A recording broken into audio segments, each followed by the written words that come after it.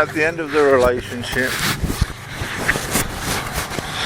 whether you're pleased or disappointed, whether you're the cause or not, whether you're the victim or the perpetrator of the end, or whatever the situation is, whether you've lost it through bad choices or whatever it is.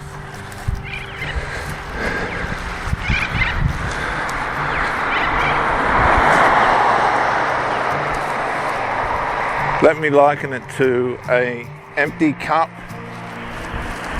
sitting on a bench on an empty street with a straw coming out of the top. Everything inside that cup has been taken except the straw and the cup. It's empty and it's just been left sitting there, abandoned on a street or in a park or wherever it's been left. And that's what we can feel like at the end of a relationship. Empty, abandoned, naked, violated, left behind. And that can pull us down, and it can pull us down very, very hard.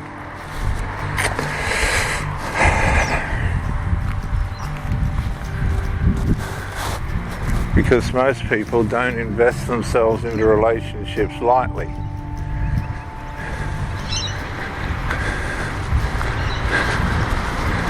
And in our cultures, in our civilizations, in our societies, we're given, as we're raised, principles and values and morals that are to protect us from failing domestically, financially, sociologically, and these kind of things in life. And as we, in our rebellious nature, pull away from those things, because many people don't realize there is a rebel working against them from the inside out, we can be inclined to lose more.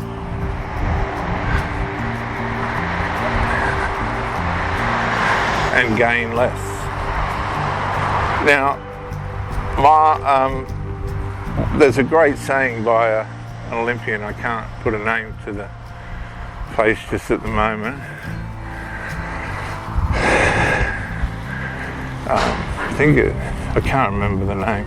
Michael Johnson, I think, said you need to learn how to lose.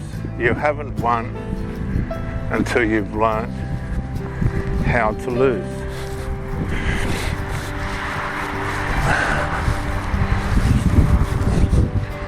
And we come to these crossroads in our lives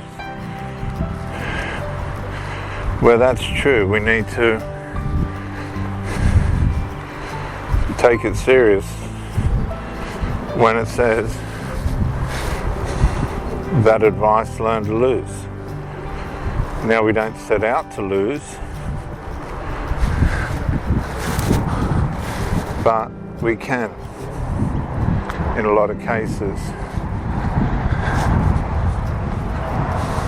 find ourselves in situations where it's not going to be good for us or profitable for us.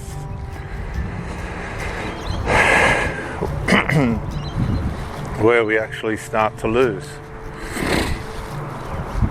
Now, we don't want to lose, we're doing everything we can to prevent it, but in our blindsidedness, in our pursuit to be satisfied and satiated,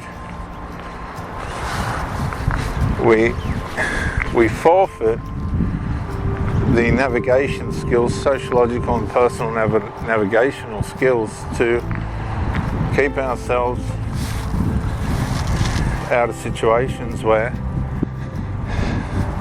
or preventing from happening, these tragic losses. Now, a lot of these losses can be associated with habits that we've developed or that we like that work against us. Drugs, alcohol, pharmaceutical drugs, sociological, synthetic drugs, nicotine, all these things.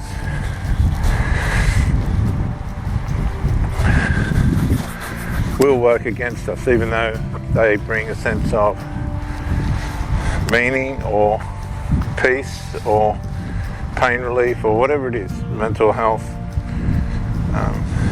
relief. They're all going to be consequential, all of them.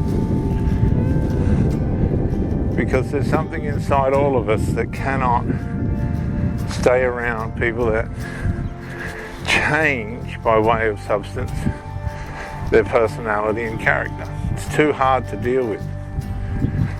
It's too confronting when you know somebody in their normal state and then you see them in this dazed or heightened state, one or the other. Usually goes both ways. Starts off dazed at the start, heightened at the end.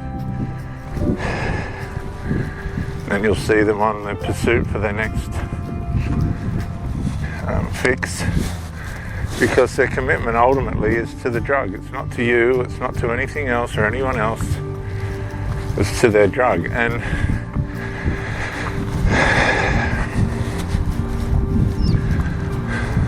all the consequences and negativities and losses over and over again that come with these things, these people just fail time and time again to learn from. They don't learn. They don't grow. Remember, that's what part of being wasted is. That's what being wasted does.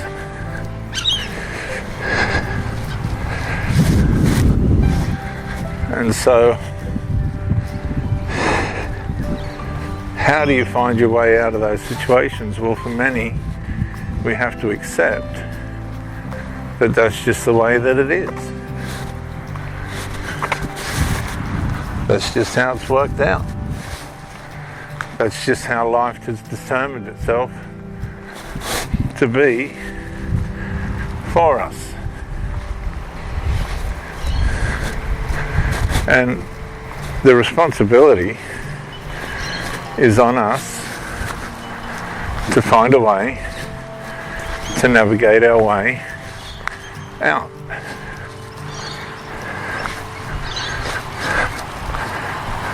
We have to be self-aware enough to realize that we're going into or put ourselves into or have ended up in a situation that's not favourable for us.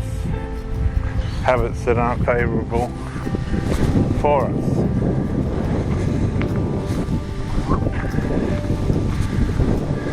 And that can be confronting, demoralising, revealing, belittling, and hard.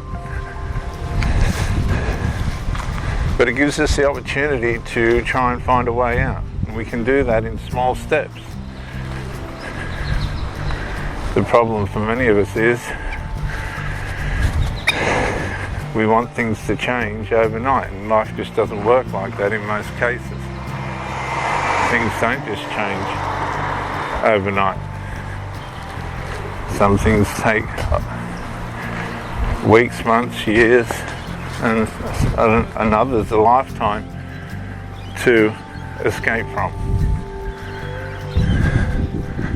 But my point is, if you have been given the opportunity to become aware of these things that are trying to pull you down and ruin your God-given destiny for prosperity and good and right. And you become aware of the things that are ruining that.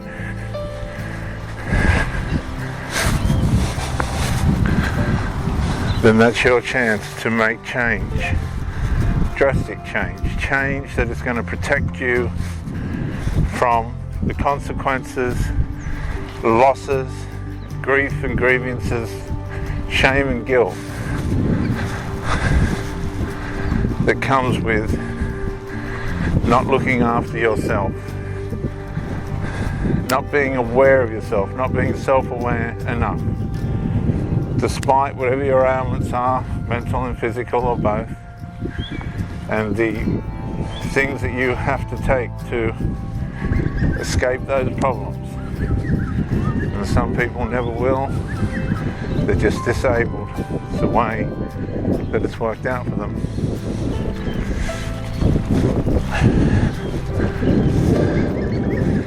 But if you have the mind and the capabilities to escape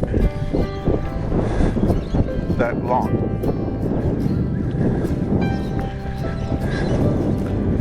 then I pray that bit by bit, one step forward, two steps back, etc., etc.,